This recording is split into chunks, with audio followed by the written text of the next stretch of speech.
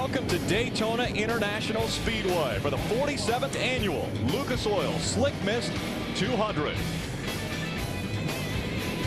There are plenty of big stories surrounding the ARCA race today, but none bigger than a 27-year-old from Roscoe, Illinois by the name of Danica Patrick. Every year, ARCA racing at Daytona is a bloodbath, especially from the mid-2000s to the mid-2010s.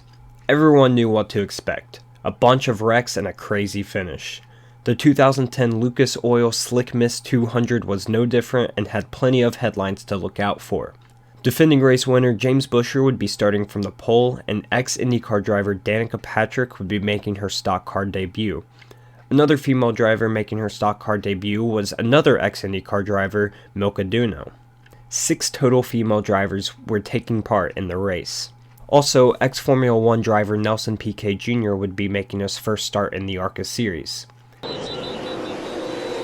Green flag in the air. We're underway with the 2010 season. James Buescher was on the inside of row number 1 in that number 51, and he's first to go into turn 1. Yeah, Joey Coulter jumps in behind him in the 16 car. See Danica on the outside. At the start of the race, the field spread out into a couple of different packs, all mostly single file. They kept it clean for the first 6 laps, but this changed on lap 7. Oh, problems on the racetrack. The 52.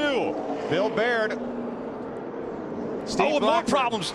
Cars coming in. We've got accidents on the racetrack. That looks like Leilani Munter right there. Leilani Munter involved. Numerous cars involved in this one. 60-year-old former ARCA champion Bill Baird seemed to lose it all by himself, setting off this huge crash. After the first few cars piled up, smoke covered the exit of turn 2, and more cars kept piling in. 9 drivers were out of the race after this crash, including Milka Duno. Finally, on lap 17, the race resumed, the field led by James Buescher and Joey Coulter. Unfortunately, the yellow came out pretty much as soon as the green flag dropped, after John West Townley sent 18-year-old Dakota Armstrong around. Turn number 1. It's the 22. Oh, and again we've got problems. Craig Gose in the 81 slides into the 22 of Dakota Armstrong. Dakota was running in the 6th position. John West Townley behind him. Looks like probably some contact there. Oh, he got a push. Yeah, it wasn't the engine so much. He slides back up the racetrack, and that's when the 81 of Craig Gose slides into him.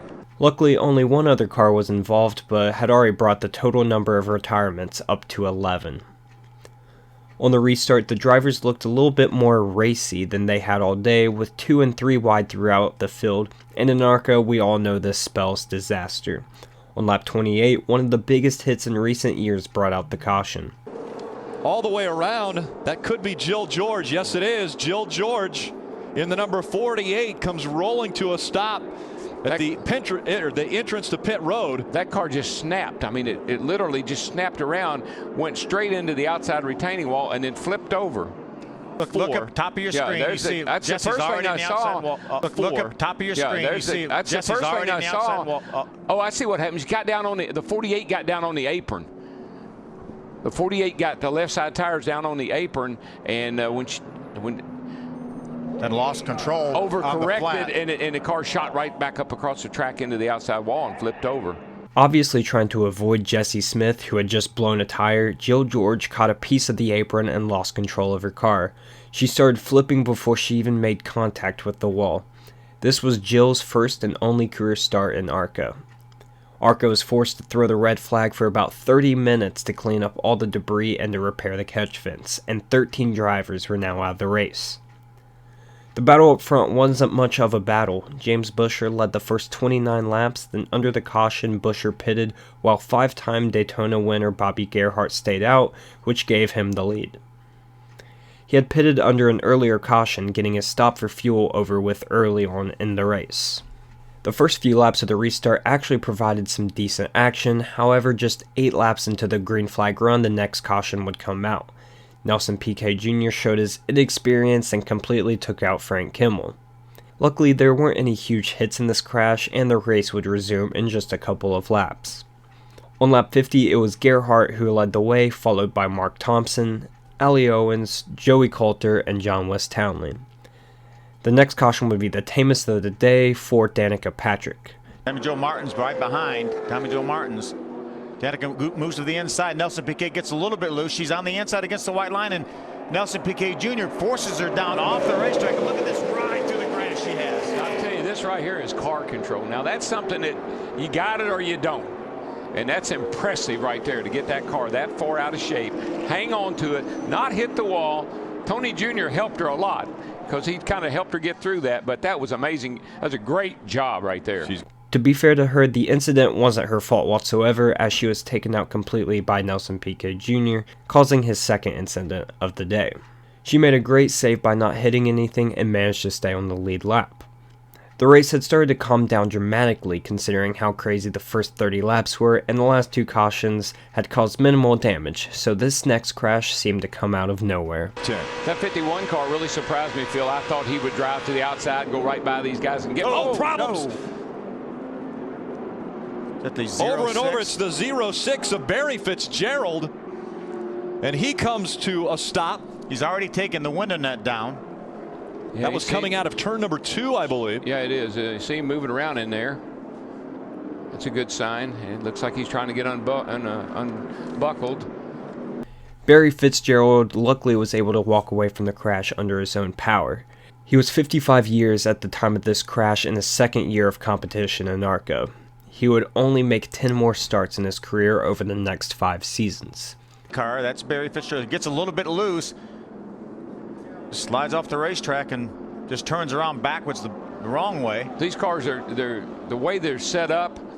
When they go on the left side like that, it's just almost they turn over. It's the way the cars are set up.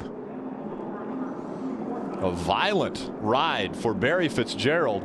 Luckily, after this mess, the final 16 laps of race ran green and even had a decent finish with no other cautions. There was a small incident that sent a few cars spinning with 2 to go, but ARCA decided to let the race finish under green after Allie Owens got her car refired and out of harm's way.